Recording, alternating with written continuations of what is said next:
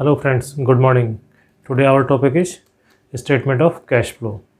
इसमें अपन आज करेंगे इन्वेस्टमेंट एक्टिविटीज़ से रिलेटेड क्वेश्चंस। इसमें जो करेंगे अपन इन्वेस्टमेंट एक्टिविटीज़। अब पहले अपन ने ऑपरेटिंग एक्टिविटीज़ को देखा था। इन्वेस्टमेंट एक्टिविटीज़ में मैंने बताया था अपने को यहाँ पे बैलेंस शीट का जो पार्ट देखना पड़ता है वो होता है non current assets. Non current assets वाला जो पार्ट होता है उसी पार्ट को अपने को चेक करना पड़ता है। नॉन करंट एसेट्स में आते हैं टेंजिबल एसेट्स, इंटेंजिबल एसेट्स और नॉन करंट इन्वेस्टमेंट। ये सभी इसमें आते हैं। इसमें अपने को ध्यान रखना पड़ता है, अगर इनमें इंक्रीज होता है इसका मतलब आपने परचेज किया है, पैसे गए, लेस आइटम हो जाता है। ये अगर डिक्रीज होते हैं तो इसका मतलब आपने इनको सोल्ड आउट किया है, पैसे आए हैं, ऐड आइटम हो जाता है। इनकी वजह से कोई इनकम होती है नॉन करंट एसेट्स की वजह से, जिसमें इन्वेस्टमेंट भी शामिल होते हैं, नॉन करंट इन्वेस्टमेंट, उनकी वजह से कोई इनकम होती है तो वो भी ऐड होता है। ध्यान रखें यहाँ पे प्रॉफिट और loss on sale of any assets. Profit और लॉस की एंट्री नहीं करेंगे, उसकी सेल प्राइस कितने में बेचा है या कितने में ख़रीदा है उसकी एंट्री करेंगे, प्रॉफिट लॉस की एंट्री नहीं करेंगे। तो अपने को बैलेंस शीट के सिर्फ और सिर्फ नॉन करंट एसेट्स से रिलेटेड पार्ट के बारे में ही ध्यान रखना है अपने को। दूसरी बात, जब मैंने बताया था ओपनिंग और क्लोजिंग बैलेंस अगर गिवन है तो उनके डिफरेंस से एडजस्टमेंट करते हैं। अगर ओपनिंग और क्लोजिंग के अलावा कोई अदर इन्फॉर्मेशन है, एनी अदर इन्फॉर्मेशन है, कोई भी इन्फॉर्मेशन है, तो उसके लिए अपने को अकाउंट बना लेना चाहिए। अकाउंट बना करके जो अकाउंट में एंट्रीज हैं other than opening and closing balance, उसके बेसिस पे अपन रिकॉर्ड करेंगे। फिर ओपनिंग क्लोजिंग का कोई रोल नहीं रहेगा, जो बाकी की इन्फॉर्मेशन अकाउंट में रिकॉर्ड की गई है उसके बेसिस पे अपन एंट्रियाँ करेंगे इसमें। तो ध्यान रहे क्वेश्चन करने के पहले आपको अकाउंट बना लेनी चाहिए वर्किंग नोट में, जिससे अपन उनको प्रॉपर प्लेस पे अपन रिकॉर्ड कर सकें। यस, अपन कर रहे हैं question number 25। Yes, from the following particulars calculate the cash from investment activities. Plant and machinery, opening closing balance दिया हुआ है। अक्मुलेटेड डेप्रिसिएशन अकाउंट, मैंने बताया था कि एसेट्स अकाउंट दो तरह के होते हैं। एक तो होता है सिंगल अकाउंट जिसको कहते हैं हम रिटन डाउन वैल्यू बेसिस के ऊपर, और जब डबल अकाउंट होते हैं एसेट्स अकाउंट और प्रोविजन फॉर डेप्रिसिएशन या अक्मुलेटेड डेप्रिसिएशन अकाउंट, वो होते हैं। उस केस में अपन एसेट्स अकाउंट ओरिजिनल कॉस्ट पे होता है और डेप्रिसिएशन जो होता है वो अक्मुलेटेड डेप्रिसिएशन अकाउंट में इकट्ठा किया हुआ होता है। तो ध्यान रखिए यहाँ पे दो अकाउंट वाली मेथड काम लेनी है। पेटेंट है, गुडविल है। एडिशनल इन्फॉर्मेशन है depreciation charge on plant and machinery. Depreciation आ गया, इसका मतलब आपको अकाउंट बनाने हैं। A machine having book value 1,40,000 was sold for 1,50,000। Machine बेची है आपने, बुक वैल्यू है 1,40,000 एंड सोल्ड फॉर 1,50,000। इसने जो मशीन बेची है उसके ऊपर अप टू डेट डेप्रिसिएशन नहीं दिया। जब अप टू डेट डेप्रिसिएशन नहीं होता है तो फिर अपने को प्रॉफिट लॉस सही मालूम नहीं होगा, इसलिए पहले अपने को up to date depreciation calculate करना पड़ेगा और फिर प्रॉफिट या लॉस कैलकुलेट करेंगे अपन। Patent having book value 60,000 sold for 45,000, इस तरह से अपन कैलकुलेट करेंगे अपन। यस, अपन अभी यहाँ सबसे पहले अकाउंट बनाते हैं। इसमें plant and machinery, depreciation charge on plant and machinery 80,000। तो प्लांट एंड मशीनरी का ओपनिंग बैलेंस है 8 लाख और क्लोजिंग है 760। ओपनिंग बैलेंस है 8 लाख, क्लोजिंग बैलेंस है 7,60,000। क्लोजिंग बैलेंस हो गया 7,60,000। यस, फिर कह रहा है अक्मुलेटेड डेप्रिसिएशन अकाउंट का ओपनिंग बैलेंस है 2,70,000। 2,70,000 अक्मुलेटेड डेप्रिसिएशन का या प्रोविजन फॉर डेप्रिसिएशन एक ही बात है। क्लोजिंग बैलेंस है 3,15,000। 3,15,000 ये क्लोजिंग बैलेंस हो गया। आप कह रहे हैं depreciation charge on plant and machinery 80,000। जो डेप्रिसिएशन अपन चार्ज करते हैं दो अकाउंट के केस में अपन अक्मुलेटेड डेप्रिसिएशन अकाउंट में लिखते हैं बाय डेप्रिसिएशन 80,000। ये बाय डेप्रिसिएशन आ गया 80,000। अब यहाँ पे ये मिसिंग फिगर रह गया, इसमें से जो मशीन बेची है उस पर अप टू डेट डेप्रिसिएशन कितना होगा वो फिगर मिसिंग है, वो अपन बैलेंसिंग फिगर बन जाएगा 3,50,000। 8 7 15, 3,50,000। Now 35,000 is up to date depreciation to plant and machinery account. Up to date depreciation.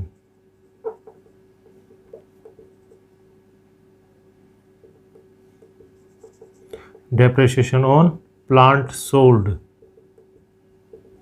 जो आपने प्लांट बेचा उसमें 35,000 का डेप्रिसिएशन, और ये डेप्रिसिएशन यहाँ पे लिख देंगे बाई एक्यूमुलेटेड डेप्रिसिएशन 35,000।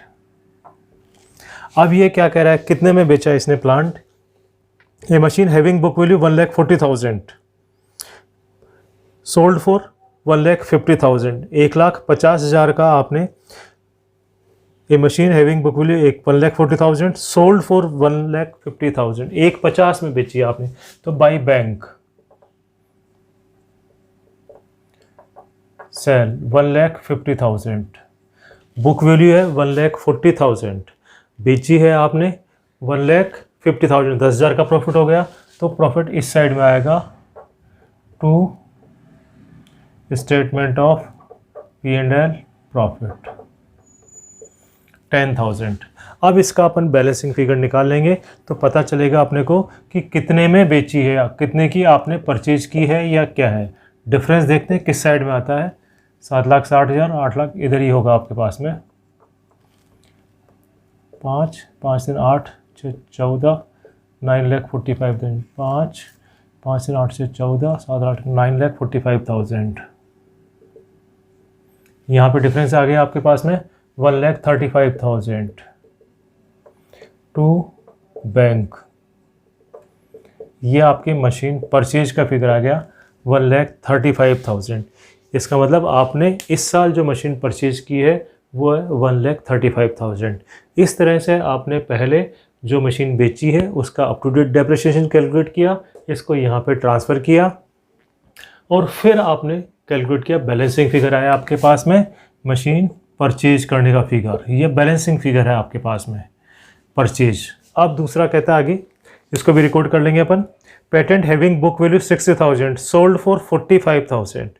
पेटेंट 60,000 की बुक वैल्यू है, उसको 45,000 में बेच दिया। इसका मतलब पेटेंट अकाउंट बनेगा। पेटेंट का ओपनिंग बैलेंस है 3,20,000 और क्लोजिंग बैलेंस है 2,10,000। अब ये बेचने की बात क्या कर रहा है? Patent having book value 60,000 sold for 45,000। 60,000 book value है और 45 में आपने उसको बेच दिया। इसका मतलब 15,000 का आपको लॉस हो गया। बुक वैल्यू 16,000 एंड सोल्ड 45,000, तो 15,000 का लॉस हो गया। We by bank sold 45,000 by statement of P&L loss 15,000। अब देखते हैं बैलेंसिंग फिगर किधर आएगा। 3,20 और यह 50 इधर ही कम पड़ेगा, तो 3,20,000।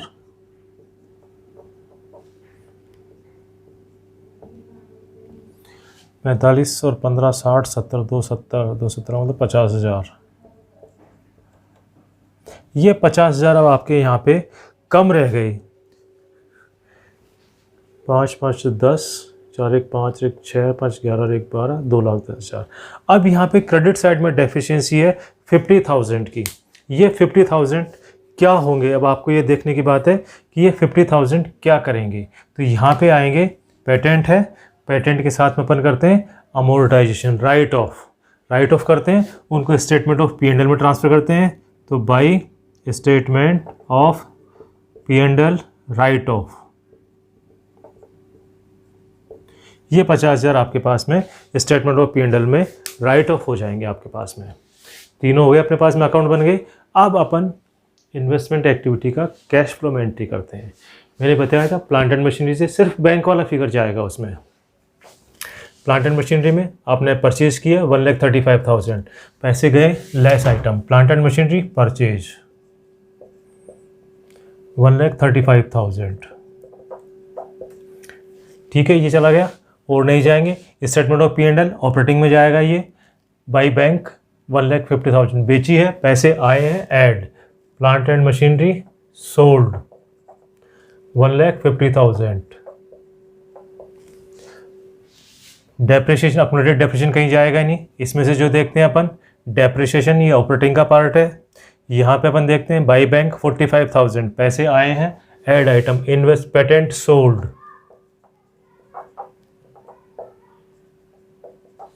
45,000, पेटेंट सोल्ड 45,000। फिर उसके बाद में लॉस ऑपरेटिंग का पार्ट है, राइट ऑफ भी ऑपरेटिंग का पार्ट है, परचेज किया नहीं अपने को। अब इसके अलावा और क्या रहा है इसमें देखो, पेटेंट का हो गया, प्लांट एंड मशीनरी हो गया, अक्यूमुलेटेड डेप्रिसिएशन हो गया, पेटेंट हो गया, गुडविल। गुडविल ओपनिंग बैलेंस है 1,50,000 और क्लोजिंग बैलेंस है 1,20,000, मतलब गुडविल कम हो गई 30,000 से।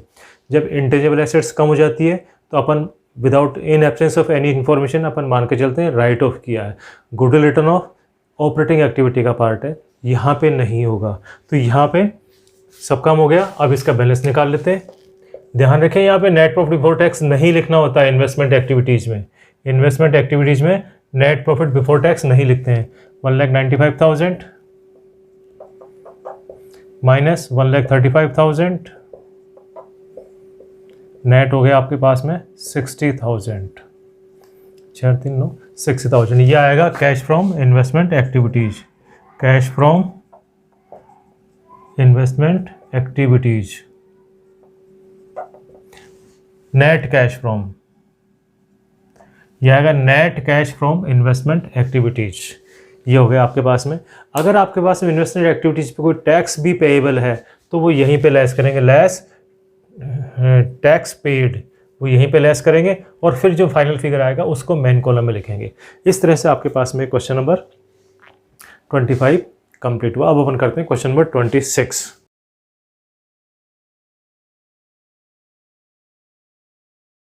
यस, 26 में क्या कह रहा है अपने को, 26 बी करते हैं अपन, 26 बी करते हैं। यस, इसमें क्या कह रहा है, non current investment 31 March 17 50,000, non current investment 31 March 18 60,000। During the year 2018 X limited purchase investment costing 25,000 and sold some of the investment at a loss 20% of book value. Calculate the source of cash. Source of cash मतलब कितने में बेचा आपने। Source का मतलब पैसे आने हैं, पैसे आएंगे कब, जब इन्वेस्टमेंट बेचेंगे। तो इन्वेस्टमेंट आपने कितने में बेचा वो मालूम करना आपने को। तो इसके लिए भी अपन अकाउंट बनाते हैं। ओपनिंग बैलेंस है 50,000।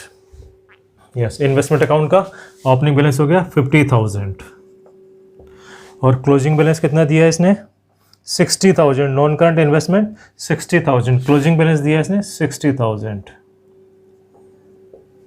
क्लोजिंग बैलेंस दे दिया 60,000। अब क्या क्या, during the year 2018 the purchase investment costing 25,000, 25,000 के आपने परचेज किए हैं टू बैंक,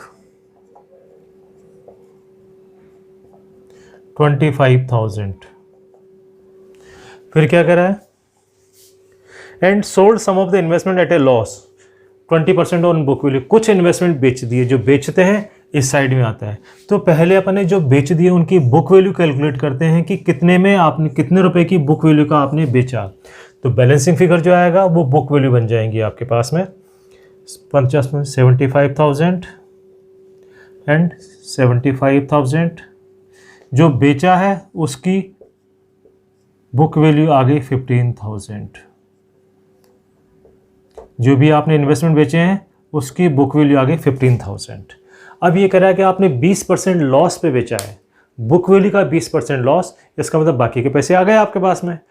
15,000 के 20% 3,000 रुपये लॉस पे हो गया और 12,000 रुपये आपके पास में बैंक हो जाएंगे बाई बैंक 12,000 रुपये और ये तो हो गया सोल्ड और by statement of P&L loss, ये हो गया 3,000 रुपये। इस तरह से 15,000 की जो बुक वैल्यू थी आपने 12,000 में बेची है और 3,000 रुपये का लॉस हो गया। तो ये जो 12,000 रुपये हैं आपके पास में, इसको कहते हैं सोर्स।